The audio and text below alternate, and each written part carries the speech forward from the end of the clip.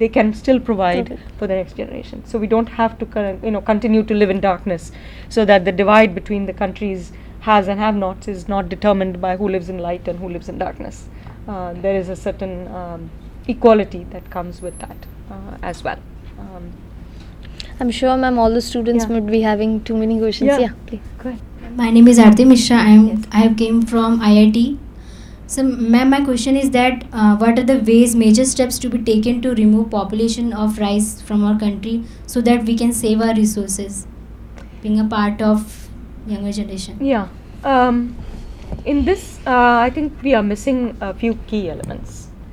One is empowerment of women, because ultimately, the more a woman's ambitions are high, the more she wants for her children. And our best support in bringing our country forward is the high goals that a mother has for her child, because that has always been the source of strength in our society. So the more we educate and empower women, the more they are able to take care of their children, give them proper nutrition and education and so on. But because their goals for their child is so high, they don't want to have lots of children. They want to have a few and give them a very good life. It's very clear in parents, both women and men, obviously as parents, that they're clear that they want for their children a life that is better than their own. And that is a big support, because any policymaker can know that whatever programs they make, the parents are going to adopt it because they want a better life for their children. And that is a very big, strong ally. So to enable people to have fewer children, we have to do many different things. One of them is to make sure that the children they have get the best nutrition, their odds of growing up healthy are high, so that they have the confidence that even if I have 2 children or 1 child, they will be around, that they won't die and I will be without any support. So that's one. The second is that we need to have the technology and knowledge, again information sharing, about how you can do family planning widely available to people. Even whether they are educated or not, they should be able to avail of such things. So sharing the knowledge, empowering people to take that responsibility is a very important part. I think the third element is that because you don't want to have any complications resulting from any of these steps, either child raising or pregnancy or childbirth or family planning, you want to have an easy access to medical care. And here again another both opportunity as well as challenge. Those who can create effective, efficient medical care access will be solving a problem, but they will also be creating actually a very profitable business. So even if you don't do it for social reasons, do it because it's a good opportunity to have money. The more you read studies, you see that people are willing to pay for quality, even though free stuff is available. Sometimes they don't trust the free things, and they are willing to pay for it. So here is an opportunity as a young enterprising person, you could, or a doctor or an engineer, you could set up things that can assure that you are not one of those people who takes the money and gives them poor quality. That they buy a house and it collapses, they get an injection and it's bad medicine, or they are taught English in an English school and they don't learn anything. That type of you ensure that there is quality. Even educational and healthcare businesses, which are typically viewed as social enterprises, can be quite profitable and successful within India. And that is, to me, the one of the missing elements is that people don't have enough access to good quality healthcare within easy access, or the ability even to call and ask. Now that you have cell phones, where can they call and say, I'm having. So you have a unique two-way communication opportunity that you didn't have before to reach people. So that's another one.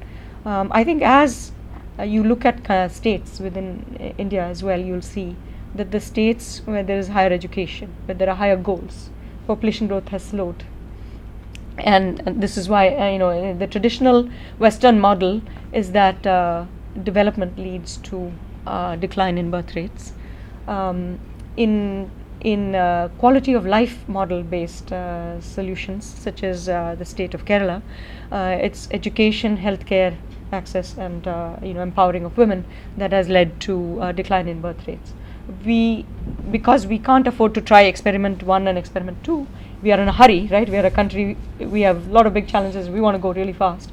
We probably should try both at the same time in order to get to where we want to get to. And it's a gradual process, but it will happen, but we can speed it up as well. Thank you, ma'am. Now, with too many questions, actually, we have heard of her, what she has actually wants us that what should be done in the future. Ma'am, could you just share with us your current endeavors? Actually, what are you working on right now? Right.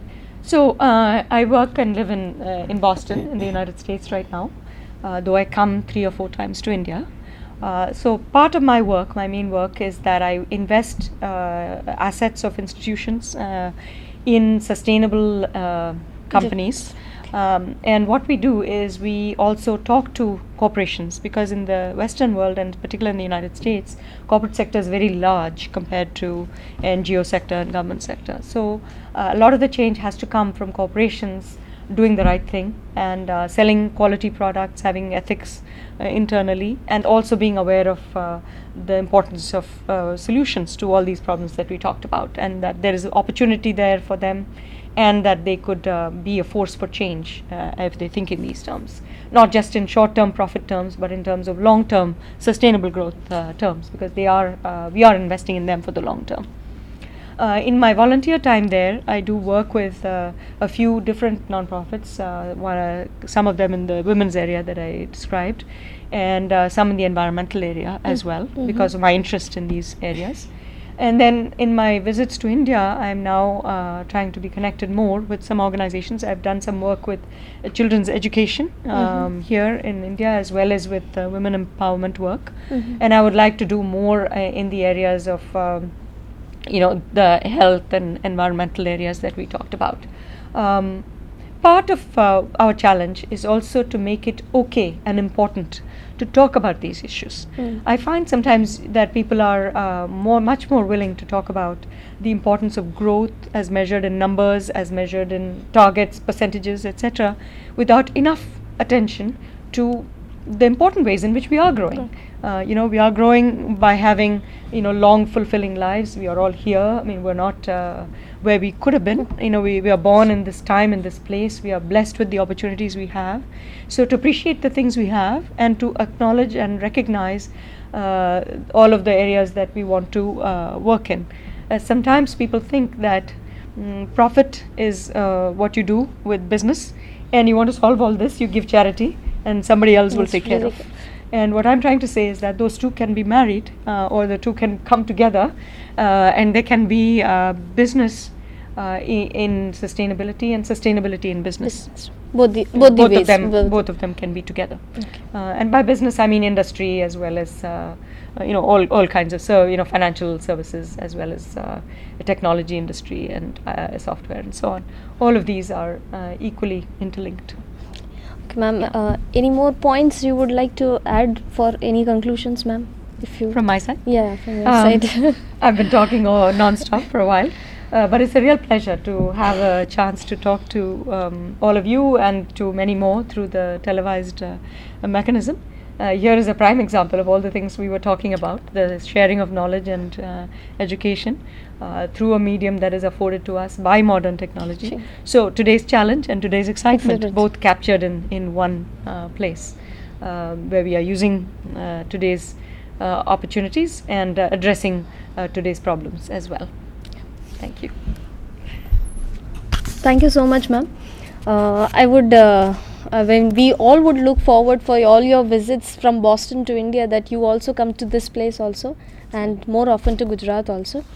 Thank you so much, ma'am. Yes. It was indeed an honor to actually share a dais with her, and I would like that whenever she comes to Gujarat, actually, I would again and again invite you, ma'am, that you should please be a part of the changes which we are also trying to bring in. And maybe we can also be a part of your areas also, whichever you think that where we can also, of course, as a responsible citizen, we can also give a helping hand to you also, ma'am. Absolutely. Absolutely.